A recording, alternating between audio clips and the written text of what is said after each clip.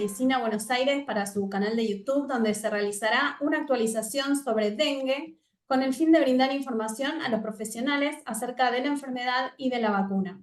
Yo soy Gabriela Carros, soy médica del Hospital Posadas y soy miembro del comité de redacción de la revista Medicina, y los profesionales invitados son el doctor Juan Carlos Cisneros, él es médico infectólogo, subdirector del Hospital Muniz, y el doctor Agustín Bengolea, es médico clínico, especialista en evaluación de tecnologías sanitarias, y es el primer autor de un trabajo que se encuentra en proceso de revisión para la publicación en la revista Medicina, que se llama Efectividad y Seguridad de la Vacuna Tetravalente contra el Dengue, una revisión sistemática. En principio quería agradecerles de parte de todo el comité de redacción de la revista Medicina su generosidad al compartir su tiempo y sus conocimientos con nosotros. Así que bueno, comenzamos con la primera pregunta que yo tenía programada, que es ¿qué es el dengue y cuál es la situación actual en Argentina? Para ambos, para el doctor Cisneros primero, si quieren, y el doctor Bengolea. Bueno, empiezo yo comentando lo que es el dengue y si el doctor Bengolea quiere, nos comenta algo de la parte epidemiológica y estadística, si no lo sigo yo. El dengue es una enfermedad viral, es una enfermedad provocada por un flavivirus, que es también un arbovirus, o sea, que es un virus transmitido por artrópodos. En este caso, por mosquitos del género Aedes. En nuestro medio, el transmisor por excelencia es el Aedes aegypti. Y es una enfermedad febril que cursa con una fiebre muy intensa, con una cefalea muy intensa y con dolores musculares muy, muy intensos. Es lo que los antiguos clínicos llamaban la fiebre quebrantahuesos. Y esta enfermedad está provocada por como decíamos antes, por el virus del dengue, que tiene 4 serotipos. El dengue DEN 1, DEN 2, DEN 3 y DEN 4. Esto tiene, en este caso, a diferencia de otras enfermedades, no solo tiene importancia epidemiológica, sino que tiene importancia clínica. Perfecto. ¿Y cuál es el serotipo, digamos, de dengue más frecuente en nuestro medio? En este momento siempre tuvimos DEN 1, DEN 2, casos muy aislados de DEN 3. En este caso estamos en un momento donde el año pasado, que fue la epidemia más importante que tuvimos de dengue, hubo 136.000 casos. En este año vamos ya por 120, pero digamos a esta altura del año, el año pasado había mucho menos casos que ahora. Y los serotipos predominantes son en este momento el 2, seguido por el 1, y hay casos aislados de 3, que la mayoría se dieron casi todos en Entre Ríos. Perfecto. Doctor Bengolea, ¿quiere agregar algo acerca de epidemiología?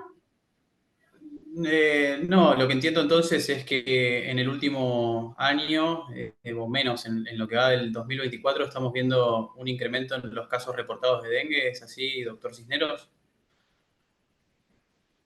Sí, incluso yo estuve mirando no solo en casos, sino el pico.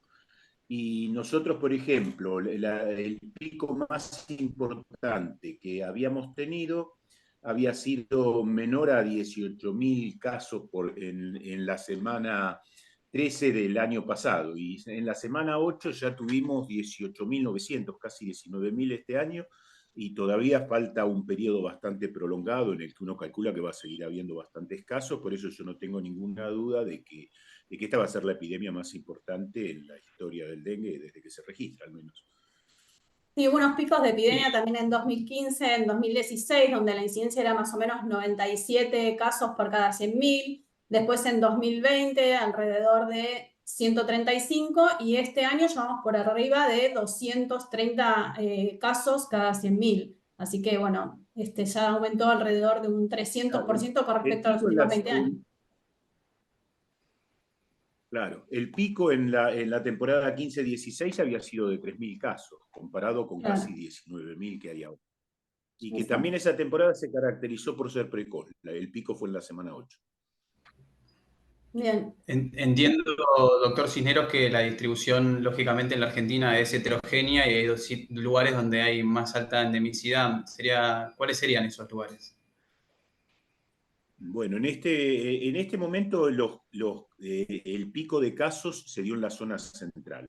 Siempre la zona más afectada fue el noreste, pero en este momento se dio en la zona central, que corresponde a Buenos Aires, Santa Fe, Córdoba y Entre Ríos. Y Eh, una pregunta, ¿cómo se transmite el dengue? ¿En qué momento de la enfermedad del paciente se transmite? ¿Y qué pasa con los pacientes que son asintomáticos? Si también transmiten de la misma forma que un paciente que no tiene síntomas. bueno, se transmite a través de la picadura del mosquito. El mosquito tiene que picar a una persona enferma mientras esta persona cursa con viremia, o sea, con virus circulando en sangre, y el mosquito se infecta. La mosquita, porque en realidad es la hembra la que requiere sangre para poder madurar los huevos, los huevos. Es fundamentalmente, por eso es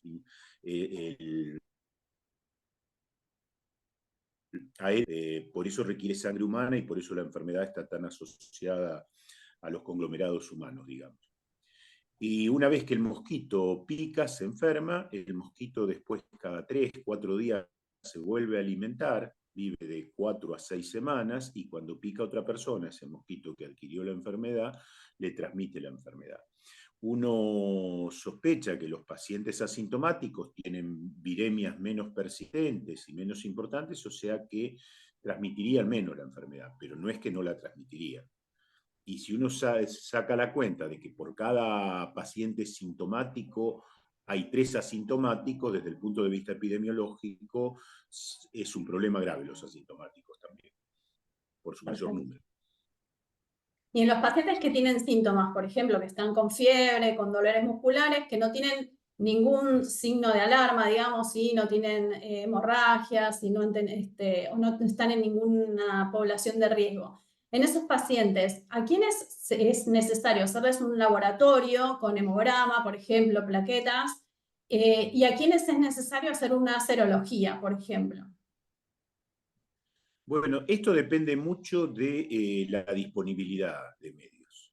En general, si uno tuviese medios disponibles, trataría de que a todos los pacientes sintomáticos con cuadros medianamente intensos, no estoy hablando de gravedad, sino de lo intenso de los síntomas. La gravedad después, si quieren, la hablamos. O sea, los pacientes que presentan el cuadro habitual, si el cuadro es simplemente de fiebre y dolor musculares, uno podría hacer el control clínico. Si ya hay algún fenómeno hemorragíparo, aunque sea leve, mayor intensidad en el sangrado después de cepillarse los dientes, o epistasis leves, o que alguno le vea alguna petequia al paciente, y es importante hacer las plaquetas, los glóbulos blancos y las transaminasas, que en general son las cosas que en los pacientes leves podemos ver alteradas y que nos obligan a tener una conducta expectante con respecto a estos pacientes, aunque los mandemos al domicilio, tenemos que seguir controlándolos. Bien. Y para el doctor Bengolea, ¿cuáles serían, digamos, los pacientes que tienen mayor riesgo de tener alguna enfermedad grave? ¿Cuáles son las características de esos pacientes? ¿Diabéticos? Sí, llamativamente los pacientes que tienen un riesgo más elevado en lo que nosotros detectamos en la literatura tienden a ser pacientes jóvenes, no son los típicos comórbidos, los diabéticos tienen algún riesgo elevado, pero lo que me parece más interesante a destacar, porque no hay tanta certeza en los factores pronósticos o factores de riesgo para tener un dengue grave, es destacar que, quiero igual también consultarlo con el doctor Cisneros, de que el riesgo basal, es decir, la probabilidad de tener un dengue grave es baja y en la mayoría de los pacientes, si bien tiene una alta carga de enfermedad y genera mucha sintomatología, la mayoría de los pacientes no desarrolla un dengue severo. ¿Esto es así, doctor Cisneros? Sí, sí, en eso coincido completamente. Y la mortalidad que hemos tenido, por ejemplo, en este último brote epidemiológico es menos del 1 por 1000 en la gran mayoría de los casos. Solamente superó esa cifra en Santiago, en Corrientes y en Entre Ríos, y apenas la superó. En los demás lugares es menos del 1 por 1000, que es lo que aparte relata la literatura. En todos los lugares lo dan por menos del 1%, incluso en lugares que tienen pocos medios, digamos, sanitarios. Así que eso sí es Exacto. importante. Y después, bueno, uno vio que... Y ahí directamente,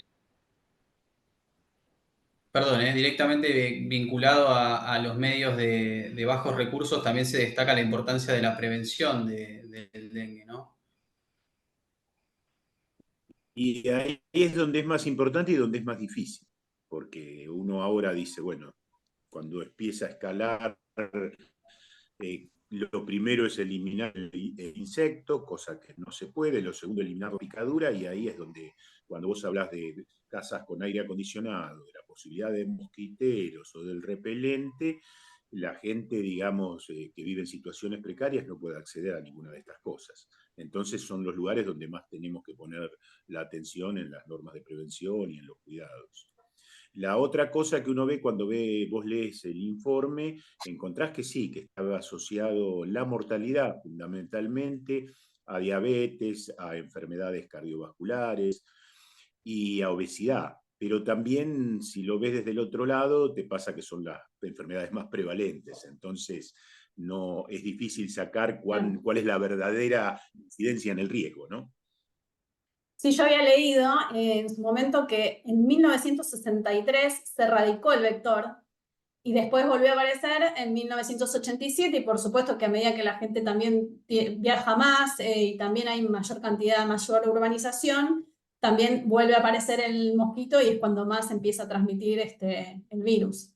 Eh, Otra cosa que quería preguntarle al doctor Cisneros, ¿cuáles son los criterios de internación de un paciente? ¿Cuándo uno tiene que referirlo al hospital para una internación y cuáles son los criterios de pase a terapia intensiva? Bueno, acá tenemos también dos situaciones. Nosotros, por ejemplo, en el hospital establecimos eh, una estrategia. Tenemos una situación de internación abreviada, que es lo que aconseja la OMS y está en todo lugar, que es para la rehidratación de los pacientes. Los pacientes que tienen dengue tienen mucha fiebre, tienen vómitos y tienen también un problema de aumento de la permeabilidad de los vasos sanguíneos con extravasación de líquido y asociando a esto hipotensión, y bueno, si esto se potencia, después podemos seguir en el resto de los cuadros, porque bueno, si entran en shock hipovolémico, irán a terapia intensiva. Pero estos pacientes que en general lo que tienen es un decaimiento muy severo, hipotensión, le hacemos los análisis y vemos un hematocrito elevado, estos pacientes con una hidratación breve, con una internación de 6 a 8 horas, donde se los hidrata, se le agrega algún antiemético y algún antitérmico, en general con eso mejoran mucho y pueden volver a domicilio y uno hace control a las 48 horas en general y les da la pauta de alarma. Y esto es la gran mayoría de las internaciones. Después hay dos situaciones especiales, la del paciente que presentó un cuadro más grave, y el cuadro más grave en general tiene que ver con fenómenos hemorragíparos o tiene que ver con cuadro de lo que hablábamos, este cuadro de hipotensión que se puede asociar a alteración del estado de conciencia o a compromiso de otros órganos. Esos pacientes se internan y según el grado de compromiso van a una sala general o van a la terapia intensiva. Si el compromiso es severo y aparte, dependiendo un poco las complejidades, uno que ha trabajado en los hospitales, vos sos médica, el doctor también sabe que hay lugares donde vos tenés salas que tienen complejidad, que tienen médicos permanentemente, entonces uno puede ser un poco más restrictivo con la terapia intensiva y hay lugares donde prácticamente pasas de la atención de guardia a la terapia intensiva, porque un poco lo que pasaba en el hospital nuestro antes, las salas no tenían un médico permanente. Entonces, si el paciente tenía mucho riesgo, lo tenías que internar. Y la otra situación, que es la más frecuente, al menos en nuestro hospital, son los pacientes que tienen comorbilidades, o sea, el paciente está cursando un HIV, una enfermedad oncológica, una enfermedad cardiovascular, y tiene esto y uno lo interna, y los criterios de gravedad del dengue no son tan altos, pero los criterios de gravedad del paciente por la comorbilidad sí, entonces uno siempre prefiere internarlo. También te pasa con los diabéticos, cuando uno ve que se ha descompensado mucho la diabetes. Con este cuadro de deshidratación, uno tiene que internarlo, hidratarlo y ya no lo podés mandar tan fácilmente al domicilio. Y una pregunta les hago a los dos, no sé si alguien me la puede contestar, es ¿qué tasa de falsos negativos tiene el antígeno NS1 y la IgM para dengue? Si uno tiene alta sospecha, ¿hay alguna posibilidad franca de que los test sean negativos, alguno de ellos o ambos? Bueno, en general, como todos los test, no dan el 100%. En este caso también tiene mucha importancia el momento del cuadro. Uno sabe que la inmunoglobulina aparece a partir del cuarto día y alrededor del día 14 es cuando tenés el pico. Y el antígeno tiende a desaparecer más o menos rápidamente. Entonces es muy difícil evaluar. En los casos de evaluados tienen alta sensibilidad, pero no es del 100% ninguno de los dos estudios. Y hay reacciones cruzadas con otras enfermedades. Bien.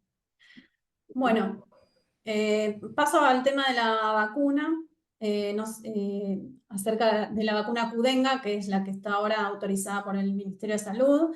Es una vacuna que es tetravalente, tiene los 4 serotipos, que está indicada en pacientes de 4 a 60 años y que es más efectiva en pacientes que ya tuvieron la enfermedad. ¿En cuánto tiempo tiene que pasar del paciente desde que terminó su enfermedad hasta que se pueda dar la vacuna? ¿Cuánto hay que dejar pasar? ¿Saben? No sé si quiere comentarlo el colega o lo comento yo, no sé. No, digamos, en lo que yo no soy infectólogo, yo investigué y aprendí a través de la revisión sistemática que hicimos acá en el Hospital Alemán. Creo que lo que va a determinar eso son los criterios de inclusión en los trabajos primarios que nutren la evidencia. Y si mal no recuerdo, se pedía que haya más de 15 días desde un cuadro infeccioso. Corríjame, doctor Cisneros, si no estoy equivocado. Y no, en el caso del dengue, uno, por las características, primero hay una pequeña corrección. La vacuna está indicada de los 4 años y no tiene límite de edad. Lo que sucede es Bien, que muchos prefieren no recomendarla porque no hay estudios no tiene específicos evidencia. en la población mayor de 60 años. En los lugares que se ha dado tampoco se han encontrado problemas con respecto a eso, pero bueno, sería interesante estudiar la efectividad de la vacuna. Y con respecto al otro, lo que uno sugiere o ha visto que se sugiere son los 3 meses después de un cuadro de dengue. Lo Bien, que dice el doctor es correcto, pero para cualquier enfermedad infecciosa. O sea, si yo cursé un COVID, esperaría por lo menos 15 días para vacunarme contra el dengue. Ahora, en el caso de cursar dengue en general, como con la separación de la vacuna, se esperan 13 meses por el tema de los anticuerpos heterólogos y eso que son los que generarían y, digamos, tenderían al haber altos niveles de anticuerpo a inactivar parte de la vacuna. Entonces uno no podría asegurar que esa vacuna, si uno la dio en menos de 3 meses, sea totalmente efectiva. bien. Y para el doctor Agustín, quería preguntarle si nos quiere contar acerca del metaanálisis que se realizó. eh, a ver, ¿cuáles fueron los resultados principales? No sé si está bien con internet. Bueno, ahora cuando vuelva entonces le preguntamos. Con respecto al cronograma de vacunación, a ver si está, se está conectando de nuevo. Bueno, mientras, Pido no, disculpas, tuve un no, problema con la conexión. nada, quería preguntarle cuáles fueron los resultados del metaanálisis que ustedes hicieron, a qué se refirieron, cuáles fueron los principales Sí. objetivos y cómo se realizó. Sí, lo que hicimos nosotros es una revisión sistemática a partir de una plataforma que se llama Epistemónicos, que busca en más de 12 bases de datos sin restricción de idioma. Y lo que hicimos fue evaluar cómo era la efectividad de la vacuna tetravalente en población general, incluyendo, bueno, adultos y niños a partir de los 4 años. Nos planteamos como desenlaces la mortalidad, la infección severa por dengue, la infección por virus dengue, los eventos adversos serios, eventos adversos generales y los eventos adversos que los revisores o los autores de los trabajos interpretaban como asociados a las vacunas. Y también hicimos un apartado específico para evaluar a ver si se podía tomar alguna información en relación al riesgo de sangrado o a la fiebre hemorrágica por dengue. Nosotros incluimos a 7 estudios aleatorizados, aparte que son reportados en 9 referencias, y tuvimos la oportunidad de realizar un metaanálisis en alguno de estos desenlaces. La realidad es que a lo que la evidencia dicta, no tenemos certezas a nivel del impacto en la mortalidad de la vacuna, en la disminución de la mortalidad, y esto principalmente se debe a que hubieron muy pocos eventos en los estudios primarios, por lo tanto, los resultados que arroja la combinación de los resultados es insuficiente como para tomar alguna conclusión. Y esto se desprende de lo que comentaba el doctor Cisneros, la mortalidad por dengue es muy baja, entonces hay que tener muchos pacientes vacunados para poder tener alguna conclusión robusta en relación a la mortalidad. Pero centrarse en la mortalidad para evaluar si sirve o no sirve la vacuna, quizás es un poco demasiado exigente teniendo en consideración el riesgo que tiene de fallecer un paciente con dengue. Entonces nosotros tomamos otros 2 desenlaces, tomamos el desenlace de infección severa y el desenlace de infección en población general, y lo que vimos es con alta certeza en la evidencia es que la vacuna reduce tanto la infección por el virus dengue como la infección severa por el virus dengue. Pero es muy importante el destacar que la baja chance o la baja probabilidad de presentar un cuadro severo se traduce en los resultados que nosotros expresamos. Entonces nosotros nos tomamos tratamos de expresar los números en una forma que sea sencilla de interpretar y los volcamos teniendo como 2 escenarios distintos. Un escenario de bajo riesgo de presentar una infección por dengue y un bajo riesgo de presentar una infección severa de dengue, y un escenario con un alto riesgo de dengue. ¿Por qué? Porque lógicamente, como estuvimos charlando, hay variabilidad a nivel del riesgo de contagiarse dengue en las distintas zonas específicamente de la Argentina y bueno, a nivel mundial.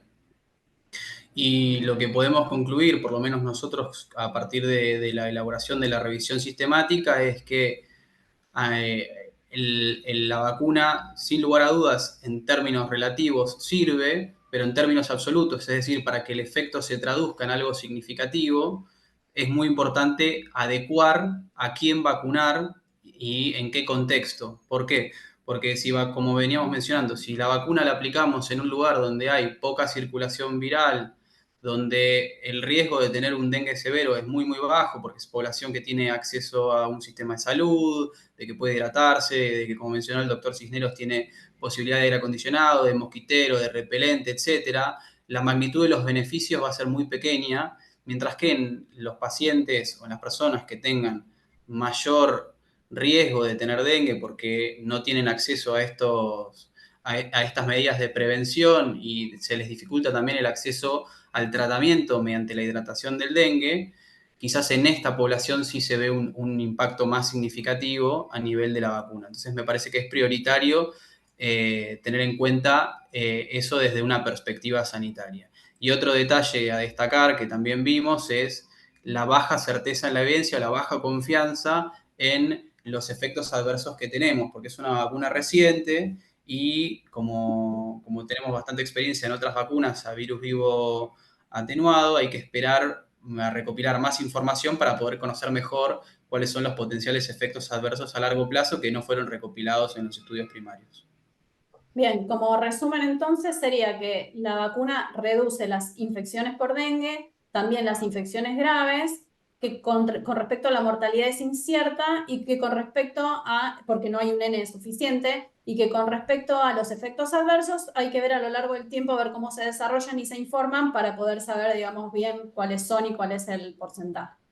Exactamente. Otra cosa que, bueno, que ustedes Quedaría discuten, una. ¿eh? Quedaría una que, por lo que dijo el doctor, que es interesante, que se debería discutir mucho cuál debería ser la población a la que uno Exacto. debería vacunar. La contextualización según lo que ellos ponen en la discusión. Entonces, la vacuna entonces estaría indicada mayores de 4 años, pero más de 60 años no hay evidencia. 3 meses después de haber cursado un cuadro de dengue. Está contraindicada en mujeres embarazadas, en lactantes y pacientes inmunosuprimidos, que entre ellos cuentan aquellos pacientes que tomaron meprednisona más de 20 miligramos durante más de 2 semanas en las últimas 4 semanas. Y, ¿qué más? Lo que me faltaría preguntar es si tiene efectos adversos la vacuna. Creo que son leves, entonces, lo que está mencionado, y lo demás no se sabe qué es lo que salió en el metaanálisis. Y no sé si quieren agregar algo más. Bueno. No sé, el doctor que hizo el metaanálisis con respecto a los efectos adversos, no sé si hay alguno. Los efectos adversos serios reportados son, digamos, es una vacuna segura, pasa que el tiempo de seguimiento se reduce a los estudios, o sea que tiene un tiempo de seguimiento de casi 4 años. Hay que esperar más tiempo, pero aparentaría ser una vacuna segura, con la baja certeza en la evidencia, por lo que mencioné previamente de que es una vacuna reciente. Bien. Y entiendo que Así que para creo darse... que conclusión. Perdón. Sí, Gabriela, perdóname. No, que digo, no, entiendo que para darse con otras vacunas, por ejemplo, que son a virus atenuado como la varicela, por ejemplo, se pueden dar todas juntas, está bien lo que estoy diciendo, pero si se van a dar por separado, tienen que darse más de 4 semanas por separado. ¿Eso está bien? ¿O no se dan juntas con otras vacunas? Lo que yo leí es que se puede dar juntas con otra vacuna, pero no leí con vacunas que sean también a virus atenuado. Realmente Bien. no tengo una Ok. respuesta. Bueno, muchas gracias. Les agradezco muchísimo que hayan estado. Fue muy interesante la conversación. Yo voy a dejar igual los links en el YouTube de todas las guías de dengue nacionales. Y bueno, no sé si quieren decir algo más y si no, súper agradecidos de la presencia de ustedes y de esta charla que fue hermosa. Yo agradecido de la invitación, saludar al doctor Bengochea y bueno, voy a tratar de leer el metaanálisis porque es interesante. Ya va a estar ahí publicado seguramente, así que después yo se lo paso. Bueno, muchísimas gracias por la invitación y gracias al doctor Cisneros también por todo. Bueno, nos vemos entonces. Hasta luego. Hasta luego.